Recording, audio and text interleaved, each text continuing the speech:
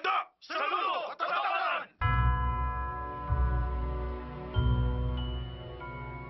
Maya aminin ako, hindi ko talaga binalak maging kauna-unahang babaeng presidente ng South Korea. Ang gusto ko lang, katarungan para sa aking asawa. Sa magulong mundo ng politika, dalawang puso ang magtatanim ng bighati. Tatay, anong dapat gawin para matalo ko ang congressman? Maging abogado ka at magtrabaho sa prosecutor's office. Siguro ganun talaga umiikot ang lahat. Sa bawat pait ng iyong pinagdadaanan, mas nagiging makabuluhan ang pangarap.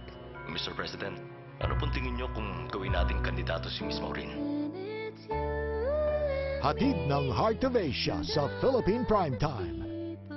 Ang babaeng bibigyan ng pambihirang tungkulin Sa bansang to, mahirap magpalaki ng anak ang isang inang tulad ko.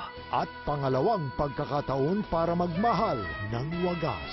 Huwag kang mai-inlove sa akin. Lagot ka sa tatay mo pag pumadol ka sa byudang may anak na. Sa Korean novelang humakot ng pinakamaraming parangal noong 2010. Simula 8 ng Agosto, sama-sama nating subaybayan ang Big Thing. Grand premiere na sa telebabad ng GMA.